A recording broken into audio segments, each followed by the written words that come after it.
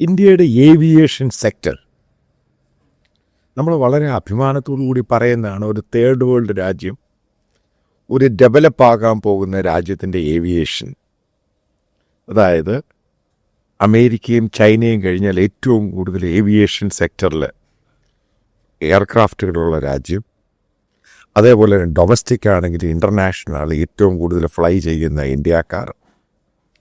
അതിനകത്ത് കുറച്ച് അഹങ്കാരം ഉണ്ടായിരുന്നു ഉറപ്പായിട്ടും. പക്ഷേ ഈ അടുത്ത കാലത്ത് സംഭവിക്കുന്ന പലതും എന്തുകൊണ്ടിത് സംഭവിച്ചു എന്നതിനെപ്പറ്റി ചില ചോദ്യങ്ങൾ ആരെങ്കിലും ചോദിച്ചു കഴിഞ്ഞാൽ പെട്ടെന്ന് അവരെ രാജ്യദ്രോഹിയാക്കുന്നത്. പക്ഷേ യാഥാർത്ഥ്യം എന്ന് പറയുന്നത് ആ സത്യത്തിൽ നിന്നും ഗവൺമെൻറ് ഒളിച്ചോടാൻ ശ്രമിക്കുന്നു എന്ന് ഞാൻ പറയുമ്പോൾ ചില കാര്യങ്ങൾ ഞാൻ നിങ്ങളുടെ മുമ്പിലേക്ക് വെക്കുകയാണ്. Ahmedabad air India flight, dream liner, ഇവിടുത്തെ ചാനലുകളും മറ്റുള്ളവരും യൂട്യൂബേഴ്സും ഒക്കെ പറഞ്ഞു അത് ഇന്ത്യയുടെ പ്രശ്നമല്ല, അത് ഡ്രീം ലൈനർ ബോയിങ്ങിൻ്റെ പ്രശ്നമാണ് എന്നൊക്കെ പറഞ്ഞു. പക്ഷെ ഒരു കാര്യം പറയാം, അതുമായി ബന്ധപ്പെട്ട് 1 മാസത്തിനുള്ള റിപ്പോർട്ട് വന്നു. പിന്നീട് നമ്മൾ കണ്ടതാണ് ഇത്രയും നാളായിട്ടും എന്താണ് യഥാർത്ഥ ഇഷ്യൂ എന്നുള്ളതിൻ്റെ റിപ്പോർട്ട് ഇന്നും ഗവൺമെൻറ് പുറത്തു വിട്ടിട്ടില്ല. ഏറ്റവും പരിതാപകരമായ ഒരു സ്ഥിതിയിലോട്ട് പോവുകയാണ്. ഇന്ത്യയുടെ 4 സ്റ്റാർ ജനറലായിരുന്നു ജനറൽ ബിപിൻ റാവത്ത്. അദ്ദേഹം കോയമ്പത്തൂരിൽ നിന്നും കുന്നൂരേക്ക് ആർമി കോളേജിൻ്റെ ആ ഫങ്ഷനിൽ പങ്കെടുക്കാൻ പോകുമ്പോൾ ഉറപ്പായിട്ടും അത് ആർമിയായി ബന്ധപ്പെട്ട ഇന്ത്യൻ എയർഫോഴ്സിൻ്റെ ചോപ്പറാണ്. കാലാവസ്ഥപരമായിട്ട് ആണ് സംഭവിച്ചത് എന്ന് പറയുന്നു. അതിൻ്റെ യഥാർത്ഥ കാരണം, അതായത് ഇങ്ങനൊരു കാലാവസ്ഥയുമായി ബന്ധപ്പെട്ട് അത് ഫ്ലൈ ചെയ്യാൻ അനുവാദം കൊടുത്തത് ആരാണ്? കാരണം ATCക്ക്, എയർ ട്രാഫിക് കൺട്രോളിന് വെതറുമായി ബന്ധപ്പെട്ട സംഭവങ്ങളെ പറ്റിയൊക്കെ അറിയാൻ സാധിക്കും.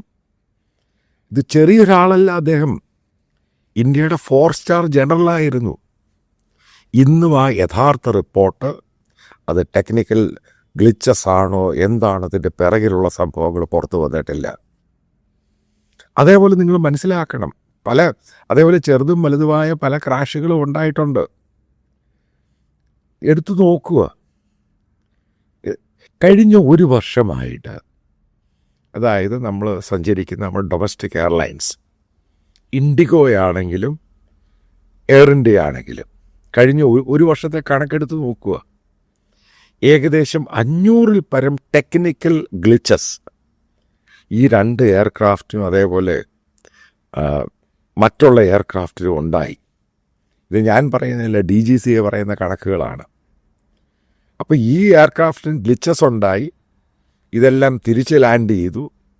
പിന്നീട് സമയം മറ്റുള്ള എയർക്രാഫ്റ്റ് വന്ന് അവരെ പിക്ക് ചെയ്യുന്നു, അതായത് മറ്റുള്ള എയർപോർട്ടിൽ നിന്ന് അവർ യാത്രയാകുന്നു. തുടരെ ഇത്രമാത്രം പ്രശ്നമുണ്ടായിട്ട് പോലും ഒരു ചോദ്യമാണ്, എന്തുകൊണ്ടാണ് ഈ 500-ഉം 600-ഉം ഗ്ലിച്ചസ് എന്ന് പറഞ്ഞ് 1 വർഷം കൊണ്ടുണ്ടായിട്ട് എന്ത് നടപടിയാണ് എടുത്തത്? എവിടെയാണ് പ്രശ്നമുണ്ടായത്? കാരണം ഇതിനകത്തൊക്കെ DGCA, director general of civil aviation, അവർക്ക് ഇൻസ്പെക്ടേഴ്സ് ഉണ്ട്, പല കാര്യങ്ങളും അവർക്ക് തീരുമാനിക്കാൻ സാധിക്കും. അവർക്ക് എയർക്രാഫ്റ്റിൻ്റെ വർത്തിനെസ്, അത് ഫ്ലൈ ചെയ്യാൻ സാധിക്കുമോ ഇല്ല, ഇതൊക്കെ തീരുമാനിക്കാൻ സാധിക്കും. എന്തുകൊണ്ടാണ് അതിനൊരു പരിസമാപ്തി ഉണ്ടാകുന്നതിൻ്റെ കാര്യം എന്താ? ചോദ്യങ്ങളാണ്. ഇപ്പം ഗവൺമെൻറ്റിൽ ചില ആൾക്കാർ പറഞ്ഞു, ഡ്രീം ലൈനർ എയർക്രാഫ്റ്റിൻ്റെ അഹമ്മദാബാദ് എയർ ക്രാഷുമായി ബന്ധപ്പെട്ട് അതായിരുന്നു പ്രശ്നമെങ്കിൽ പിന്നീട് എന്തുകൊണ്ട് ഈ പറയുന്ന എയർ ഇന്ത്യയും ഇൻഡിഗോയും ഈ ഡ്രീം ലൈനർ ഓർഡർ ചെയ്തു? അതായത് വലിയൊരു പൊതുസമൂഹത്തെയും ജനസമൂഹത്തെയും ഡാർക്ക് ഷാഡോ ബോക്സിൽ നിർത്തിയിരിക്കുകയാണ്. അറിയില്ല എന്താ ഇതിൻ്റെ പിറകിലുള്ള നിഗൂഢ രഹസ്യമെന്നറിയില്ല. ഈ കാര്യത്തിലോട്ട് കിടക്കാം. അതായത് അജിത് പവാർ, അതായത് ഇന്ത്യയിൽ അറിയപ്പെടുന്ന പൊളിറ്റിക്കൽ ഫാമിലിയാണ് പവാറിൻ്റെ കുടുംബത്തിൽ നിന്നുള്ള മഹാരാഷ്ട്ര ഡെപ്യൂട്ടി CM. നോക്കുക, അതിൻ്റെ അകത്തെ പല റിപ്പോർട്ടുകൾ വരുന്നു. രാവിലെ ഈ ഫ്ലൈറ്റ് ലാൻഡ് ചെയ്യാൻ പറ്റത്തില്ല, ക്ലൈമറ്റ് വെതർ മോശമാണെന്ന് പറയുന്നു. അതിനുശേഷം രണ്ടാമത്തെ പ്രാവശ്യം വീണ്ടും എയർപോർട്ട് റൺവേയിൽ, അതായത് എയർ സ്ട്രിപ്പാണത്, ശരിക്കും ഒരു എയർപോർട്ടൊന്നുമല്ല, വീണ്ടും അത് അപ്രോച്ച് ചെയ്യുന്നു. ആ സമയത്താണ് ഇത് പെട്ടെന്ന് അതിൻ്റെ നോസ് ആ കാണുന്ന വീഡിയോയ്ക്കകത്ത് കാണാൻ സാധിക്കും, CCTV ഫുട്ടേജിൽ അത് മാറുകയും തിരിഞ്ഞു മാറുകയും, അതായത് വലിയൊരു ടേൺ എടുക്കുന്നു. പിന്നീട് ആ സമയത്ത് ഇത് ക്രാഷ് ആവുകയാണ്. ഞാനിതിനെപ്പറ്റി സബോട്ടാജും മറ്റ് സംഭവങ്ങളൊക്കെ നമുക്ക് അതിനെപ്പറ്റി പിന്നീട് ചെയ്തേ, കാരണം എൻക്വയറി അന്വേഷണമൊക്കെ നടക്കട്ടെ. ഒരു കാര്യം പറയാം, ഈ പൈലറ്റ് എന്ന് പറയുന്ന എക്സ്പീരിയൻസ്ഡ് പൈലറ്റ് ആണെന്ന് പറയുന്നു നാവിഗേറ്റർ. അതായത് എയർ വർത്തിന് സർട്ടിഫിക്കറ്റ് ചെയ്യേണ്ടത് മുഴുവനും ഈ DGCA ആണ്, ചാർട്ടർ എയർക്രാഫ്റ്റാണ്. കാരണം ഇന്ത്യ ഒരു ഡെവലപ്ഡ് രാജ്യത്തോട്ട് പോകുമ്പോൾ ആളുകളാണെങ്കിലും പൊളിറ്റീഷ്യൻസ് ആണെങ്കിലും എല്ലാവരും ഇതേപോലെ ചാർട്ടർ എയർക്രാഫ്റ്റും ഹെലികോപ്റ്ററും ചോപ്പറും ഒക്കെ ഉപയോഗിക്കാറുണ്ട്. നോർമൽ പ്രൊസീജിയറിൻ്റെ ഭാഗമാണ്. പെട്ടെന്ന് പലയിടത്ത് എത്താനും വേണ്ടി അതിനൊക്കെ ഉപയോഗിക്കുന്നതാണ്. നമ്മൾ വളരുകയാണ് ഉറപ്പായിട്ടും.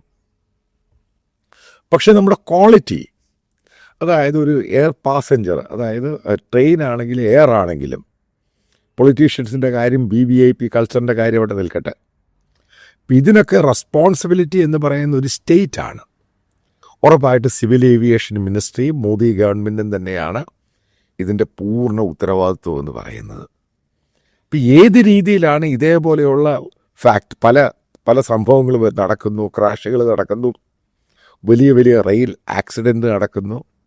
ഇന്ത്യയുടെ ഒരു ജനറൽ, അദ്ദേഹം യാത്ര ചെയ്യുന്ന എയർക്രാഫ്റ്റ് ചോപ്പർ ക്രാഷാകുന്നു. എന്തുകൊണ്ടിത് പബ്ലിക്കിനോട് പറയുന്നില്ല എന്താണ് ഇഷ്യൂ എന്നുള്ള കാര്യം? ഉറപ്പായിട്ടും മറ്റൊരു തലത്തിലോട്ട് പോകാം. ISROയുടെ 2ഓളം PSLV, നമ്മൾ വളരെ എക്സ്പീരിയൻസ്ഡാണ് PSLVയുടെ കാര്യത്തിൽ, വളരെ മുൻപന്തിയിൽ നിൽക്കുന്ന രാജ്യമാണ്. ശരിക്കും നമുക്ക് എക്സ്പീരിയൻസ് കൊണ്ട് നമ്മുടെ സയൻറ്റിസ്റ്റുകൾക്ക് അതുമായിട്ട് കോപ്പപ്പ് ചെയ്ത് പോകുന്ന ഒരു രാജ്യമാണ് ഇന്ത്യ. 2 പ്രാവശ്യം ഫെയിലിയറായി.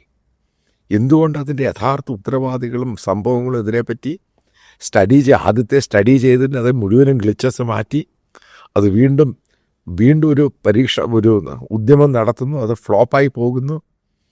ആരാണ് റെസ്പോൺസിബിൾ? ഈ ചോദ്യത്തിനൊന്നും ഉത്തരം വരുന്നില്ല. ഇനി അങ്ങോട്ട് പോകാം. അതായത് ഞാൻ ഈ പറയുന്ന അടുത്ത കാലത്തുണ്ടാകുന്ന സംഭവവികാസങ്ങളാണ്. അതായത് ഭരണ തുടർച്ചയായി ഞാൻ മോദി ഗവൺമെൻറ്റിനെയൊക്കെ സപ്പോർട്ട് ചെയ്യുന്നുണ്ട്.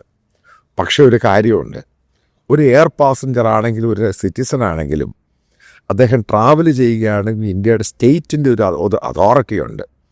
അതായത് നമ്മുടെ സേഫ്റ്റിയും സെക്യൂരിറ്റി അത് അവരുടെ കയ്യിലാണ്. അതിനുവേണ്ടിയാണ് DGCA വലിയ വലിയ ഓഫീസും ആയിരക്കണക്കിന് ഉദ്യോഗസ്ഥന്മാരുടെ ഒരു ഓർഗനൈസേഷനാണ് ഈ DGC. ഇഷ്ടംപോലെ ഇൻസ്പെക്ടേഴ്സും എക്സ്പേർട്ടുകളും ഇഷ്ടംപോലെ പേരുണ്ട്. അപ്പോൾ എന്തുകൊണ്ട് ഇതുണ്ടാകുന്നു? എന്തുകൊണ്ടാണ് ഇൻഡിഗോയ്ക്കും എയർ ഇന്ത്യയ്ക്കും ഇത്രയും ഗ്ലിച്ചസ് ഉണ്ടാകുന്നത്? അതിനാരാണ് ഉത്തരവാദി? ഇതിനെപ്പറ്റി ഒന്നും പറയുന്നില്ല. അതായത് ഇതേപോലെയുള്ള ഈ എയർലൈൻസ് കമ്പനികൾ അവരുടെ കണക്കുകൾ തന്നെ പറയുന്ന ഒരു പണം ലാഭം ഉണ്ടാക്കുന്നു.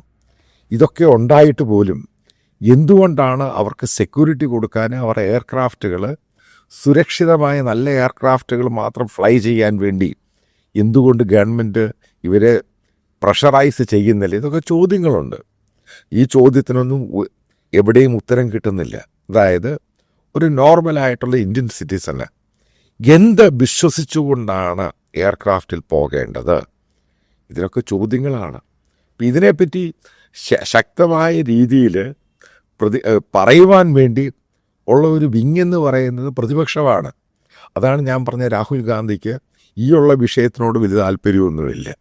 അതാണ് ഞാൻ പറയുന്നത്, ഇന്ത്യയുടെ പ്രതിപക്ഷം എന്ന് പറയുന്നത് ഇത്രമാത്രം സീറ്റുകൾ കിട്ടിയിട്ട് പോലും ഒരു കാര്യം പ്രോപ്പറായിട്ട് ഉന്നയിക്കാനും അതിനൊരു സൊല്യൂഷൻ ഉണ്ടാക്കാനും കഴിയുന്നില്ല. അതാണ് ഫെയിലിയർ എന്ന് പറയുന്നത്. അതായത് ഒരു നോർമൽ സിറ്റിസൺ ഇതേപോലെയുള്ള ക്രാഷും ട്രെയിൻ ആക്സിഡൻറ്റും ഹൈവേ ഒക്കെ പൊളിയുന്നു, അത് പൊളിയുന്നു, ഇത് പൊളിയുന്നു, ഇതൊക്കെ ഉണ്ടാകുന്നു. ആരാണ് ഉത്തരവാദി? അതായത് സിവിൽ ഏവിയേഷൻ എന്ന് പറയുന്ന ഒരു ചെറുപ്പക്കാരുടെ കൊച്ചു പിള്ളേരുടെ കളിയൊന്നുമില്ല. ഒരു ചെറുപ്പക്കാരനായ ഒരാളെ അതിൻ്റെ മിനിസ്റ്ററായിട്ട് വെച്ചിരിക്കുന്നു. ഇവിടെ നമ്മൾ കണ്ടതാണ് ഇൻഡിഗോവുമായി ബന്ധപ്പെട്ട ഇഷ്യൂ. അതായത് ഗവൺമെൻറ്റിൻ്റെ പോളിസിയും ഗവൺമെൻറ് പറഞ്ഞ പല നടപടികളും അവർക്ക് ചെയ്യാൻ മടിയാണ്. എക്സ്ട്രാ ടൈമായിട്ട് പൈലറ്റ്സിനെ കൊണ്ടും മറ്റുള്ള ജോലിക്കാരെ കൊണ്ട് ജോലി ചെയ്യിപ്പിക്കുന്നു. ഇവർക്കൊന്നും നല്ല സാലറി പോലും കൊടുക്കുന്നില്ല എന്നുള്ളതും വസ്തുതയാണ്. ഇത്രമാത്രം കാരണം വലിയ കോമ്പറ്റീഷനൊന്നുമില്ല. 2 എയർക്രാഫ്റ്റ് കമ്പനികളുള്ളൂ മെയിനായിട്ട് ഇന്ത്യയിൽ. ഒന്ന് എയർ ഇന്ത്യയും ഇപ്പുറത്ത് ഇൻഡിഗോ, രണ്ടും പ്രൈവറ്റ് ഓൺഡാണ്. എൻ്റെ ഒരു ധാരണയുണ്ടായിരുന്നു ടാറ്റ ഈ ഫീൽഡിലോട്ട് വന്നു കഴിഞ്ഞാൽ അവരിതിനെ മെച്ചമായ രീതിയിൽ മുന്നോട്ട് കൊണ്ടുപോകാൻ സാധിക്കും. നിങ്ങൾ മനസ്സിലാക്കേണ്ട വസ്തുതയുണ്ട്. നമ്മൾ എയർപോർട്ടിൽ നിന്ന് ഫ്ലൈ ചെയ്യുമ്പോൾ ഒരു ടിക്കറ്റിന് നമ്മൾ കൊടുക്കുന്ന യൂസർ ഫീ ആണെങ്കിലും ടാക്സ് ആണെങ്കിലും വലിയൊരു തുകയാണ് കൊടുക്കുന്നത്.